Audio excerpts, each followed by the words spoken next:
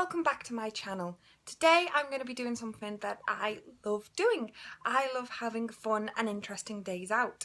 It's always very hard to think about what you could do for a day out that isn't involving shopping or cinema or something incredibly generic or popular to do. I like to try and find somewhere relatively cheap, if not free. I'm not a cheapskate, but there are so many awesome things to do that you don't have to spend a lot of money to do. And today I'm going to go somewhere where I'm going to Port Sunlight. I'm going for a proper day out and do things I've never done there before, and I'm very, very excited. So I hope you enjoy it. Port Sunlight is pretty famous, but, well, maybe for the local people here. But if you didn't know, Port Sunlight is a model village, not like a tiny little model, like it was built for one purpose. It was built from scratch from the beginning. So the houses were made, the gardens were made, the fountains, the museums, the theatre, the fire station, everything was built all at the same time. So it was designed to beautifully go together, and it was built between 1899 and 1912, I think it was. I'll double check that. But it was built by the Lever brothers, and it was made entirely for their staff at the Unilever factories, because at that time a lot of people worked for next to nothing. It was practically slave labour.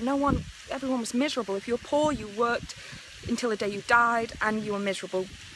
And they thought, no, that's not how people are gonna that's not how to get the best out of their staff. And so they built this village for their staff of 3,500 people, and it's amazing. And now it houses over 800 or 900 grade 2 listed buildings. Like, if you live here, you can't touch the outside of the buildings, you can't touch the windows, the doors. I think even people paint the buildings for you. They definitely do the gardens, I know that. You're not even allowed to touch the outside of your gardens. If visitors can see it, you cannot touch it. You have to keep it the way it used to be. And I think it's amazing. It's so beautiful. Oh, there's Matt. Yeah, it's fine, just keep talking over my educational video. You're just not ruining it all. No. Hello? Yeah. Oh, keep talking. Yeah, not rude at all. Thanks for that. Yeah, alright. Well, anyway, in 1887, Lever believed you could get more out of your workers if you were happy and secure in their employment. So he bought 56 acres of flat, unused marshy land on the Wirral in Cheshire. This site became Port Sunlight, where he built his workers a model village to house them. He personally monitored the creation and hired 30 different architects to design this gorgeous village. The garden village had allotments, public houses, the Lady Lever Art Gallery, a hospital, schools, concert hall, open-air swimming pool, church and a temperance hotel.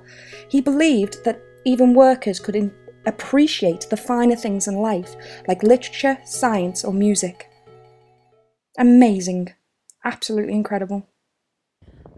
So we've just came out of the museum, and it was £3.95 fee to enter, but it's nothing, is it? That's ridiculous. And it's very small, but it's so full of information. And we watched this 20-minute film about the history of Unilever being built and the Port Sunlight and where he got his vision from, and it was incredible. One of the things that stuck with me the most is he was one of the few men who believed that women and men should have a career if women were all married. But still, you know, that's radical thinking at the time. And apparently that at that time, when companies would build houses or slums for people, they would build as much as 150 houses per acre, where in Port Sunlight the average is actually only 13.5 houses per acre, which is just, the difference is unbelievable. It goes to show how poorly treated other people were in other places. So Port Sunlight is really, really special. Next up, Lady Lever's Art Gallery, which was named after his wife after she died, because he claimed that he wouldn't have Port Sunlight if it wasn't for her, and he wouldn't even have the factory if it wasn't for her. They were together for 40 years, or over 40 years, met in school, and he loved her very much. William Lever also believed that women should have a career, which was unheard of back then. He allowed them to work, but only until they got married. Women also got paid less than a man for the same job, but even still, it was much better paid than most people got paid by other employees. Other factory owners didn't like Lever's beliefs. They called him a radical tyrant because they used to refer to their workers as hands, as they believed that was the only part of the worker that was important.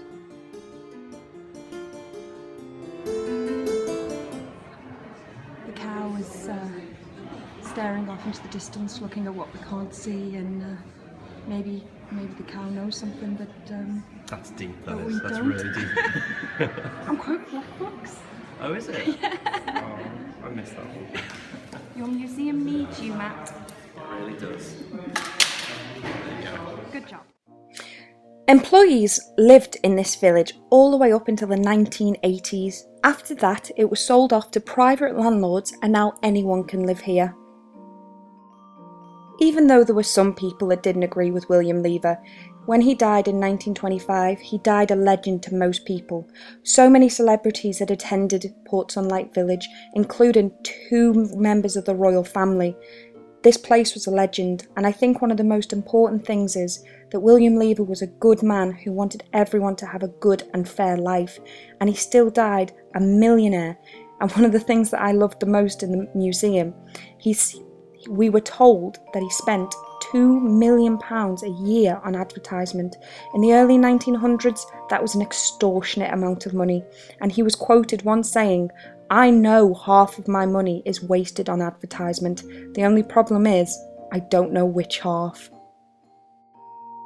Right, well, we've looked around a lot of places. We're not even done yet, but one of the things I got most excited about was the tea room. So we're off to go have tea and cake, and by tea and cake I mean coffee and cake. There's so much more I want to say about this place and how much of a hero William Lever was in a revolutionary world, but I think I'll leave it here and let you enjoy the beautiful scenes that is Port Sunlight today.